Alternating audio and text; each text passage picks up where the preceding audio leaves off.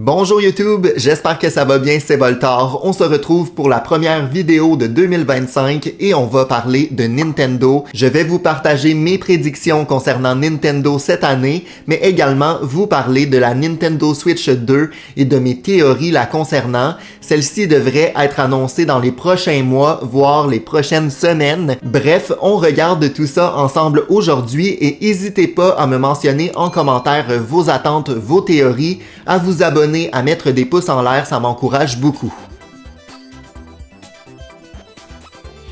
L'une des plus grandes théories qui circulent en ce moment sur Internet est le fait que Nintendo pourrait s'inspirer de la sortie de la première Switch afin de composer une année assez impressionnante. En effet, il pourrait s'agir d'un copier-coller de la première console, s'inspirer des dates de sortie, des types de jeux qui sortiront cette année sur la deuxième, donc on peut s'attendre à quelque chose d'assez similaire. Selon cette théorie qui fait grandement du sens, on pourrait s'attendre à de nouvelles informations dans les prochaines semaines. Une présentation de la nouvelle console, des jeux à venir cette année. Il y a également quelques rumeurs qui mentionnent l'arrivée de la prochaine console au mois de mars, ce qui fait du sens si nous avons de nouvelles informations prochainement. À la manière de Breath of the Wild avec la première Switch, on peut s'attendre à l'arrivée d'un jeu solo à la sortie de la console. Il y a beaucoup de gens qui espèrent que ça soit Metroid Prime 4, puisque c'est un jeu énormément attendu. Il y a de nombreuses personnes qui sont hypées par l'arrivée de celui-ci. Je pense plutôt que le prochain opus de Metroid sortira plus tard cette année,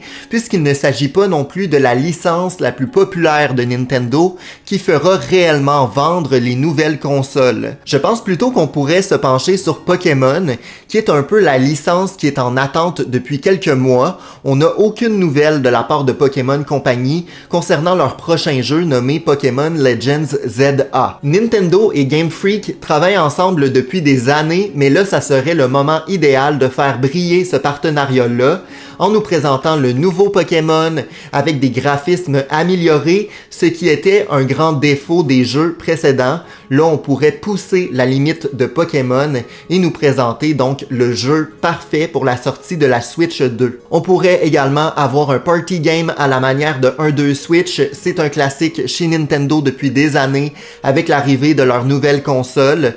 Donc, je pense qu'on peut miser sur un grand jeu solo et un party game à la manière là, de la première Switch. Je sais que de nombreux fans attendent l'arrivée du prochain Mario 3D ou encore du prochain Mario Kart, mais je ne crois pas que ça soit à la sortie de la console. Je pense plutôt que Nintendo misera sur le fait de répartir tous les jeux populaires à travers l'année complète. Je pense qu'on pourrait avoir un pattern similaire avec la Switch 2, donc s'attendre à la sortie du prochain Mario Kart plutôt autour de l'été et on pourrait terminer l'année en beauté avec le prochain Mario 3D vers la fin octobre, donc nous présenter une année assez complète dans laquelle on pourrait également retrouver Professeur Layton qui a déjà été annoncé. On pourrait également retrouver réparti sur l'année Metroid Prime 4, mais également Fantasy Life, deux jeux dont on connaît déjà l'existence, donc qui sortiront normalement en 2025. D'ailleurs, toutes les théories que je mentionne aujourd'hui proviennent soit de moi-même ou d'Internet,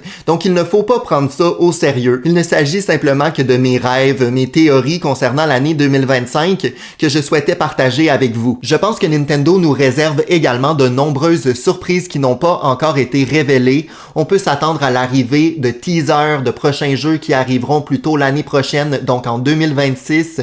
On peut penser à un teaser d'Animal Crossing, ça fait déjà quelques années. Ça peut paraître fou d'avoir un nouveau Animal Crossing, mais en même temps, Nintendo sait bien jouer ses cartes et j'ai trouvé ça plutôt bizarre qu'on ait en fait le Animal Crossing mobile au mois de décembre passé. C'était peut-être pour teaser l'arrivée d'un prochain jeu sur Switch 2, donc qui sait, on peut toujours rêver. Une autre licence que j'adore sur Nintendo Switch, c'est Luigi's Mansion. Je suis un fan depuis le tout premier.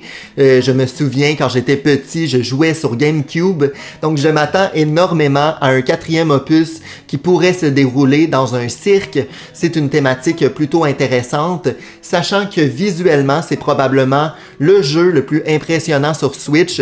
Le troisième opus était super beau, super prenant, donc je m'attends à une suite concernant Luigi's Mansion également. L'une de mes plus grandes attentes sur Nintendo Switch était Tomodachi Life 2. Je sais que de nombreux fans attendent avec impatience une suite, donc je crois que ça serait un bon move en attendant l'arrivée du prochain Animal Crossing. Il ne faut pas oublier que Xenoblade Chronicle X arrivera le 20 mars, ce qui voudrait dire que ce jeu-là pourrait être disponible sur les deux consoles, ce qui viendrait un peu enrichir la sortie de la Switch 2. Je pense qu'à travers le reste de l'année, Nintendo continuera à supporter la première Switch, donc nous sortira quelques jeux sur les deux consoles.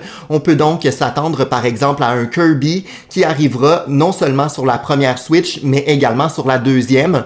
On peut miser sur le mois d'août par exemple. Un autre élément hyper important qui a fait le succès de la première Nintendo Switch est le support des studios indépendants. On peut ainsi s'attendre que la Switch 2 ait quelques jeux indépendants plutôt intéressants.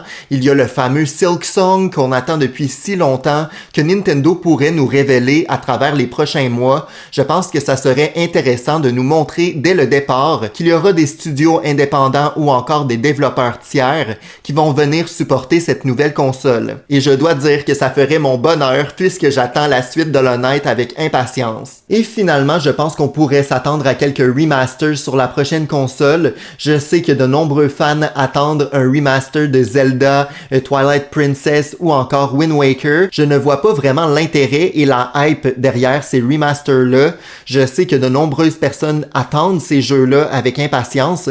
Personnellement, pas du tout, parce que je l'ai acheté sur Wii U. Je suis un grand fan de la licence.